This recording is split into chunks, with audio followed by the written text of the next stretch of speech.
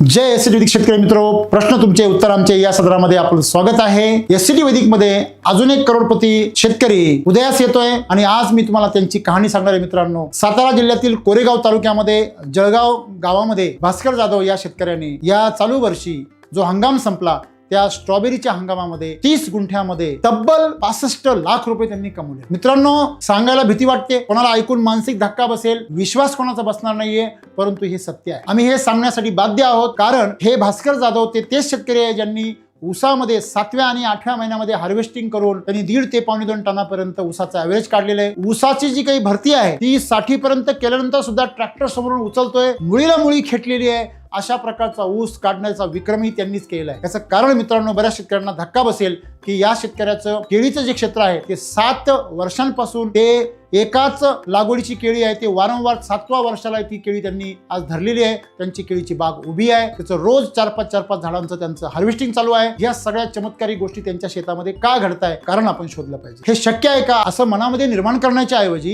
हे कसं शक्य झालं याचा अभ्यास आपण केला पाहिजे। याचा सविस्तर व्हिडिओ पाहण्यासाठी आपण आमच्या अधिकाऱ्यांना 7030772607 या नंबरवर संपर्क करून याची लिंक मागवा आणि सविस्तर व्हिडिओ पहा आणि याच्या मार्गदर्शनानुसार तुम्ही येणाऱ्या वर्षामध्ये स्ट्रॉबेरी आणि इतर पिकं करा आणि विक्रमी अशा प्रकारचं उत्पन्न आपल्या शेतामध्ये काढा। मित्रांनो, भास्कर जाधव यांनी आपल्या शेतामध्ये लागोपाठ 15 दिवसामध्ये 3 बेसल डोस 1 एकराचे म्हणजे जवळजवळ 1.5 लाख रुपयाचे बेसल डोस त्यांनी 30 गुंठ्याला टाकले होते।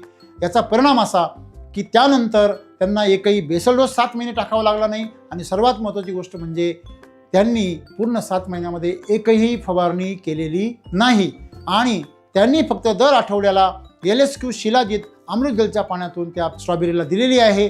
ज्याप्रमाणे केमिकल शेतकरी वॉटर सोल्युबलचा वापर करतात तसं भास्कर जाधवांनी त्या ठिकाणी LSQ शिलाजीतचा वापर 600 ग्रॅम किंवा 1200 ग्रॅम किंवा 1800 ग्रॅम जशी परिस्थिती असेल त्या प्रमाणामध्ये प्रमाण बदलून त्यांनी दिलेलं आहे। याची सविस्तर माहिती आपण आमच्या व्हिडिओतून घेऊ शकता आणि या शेतकऱ्यांचा आदर्श घेऊन आपण आपली शेती देखील समृद्ध करू शकता आणि शेतीमधून कोट्याधीश होऊ शकता। धन्यवाद।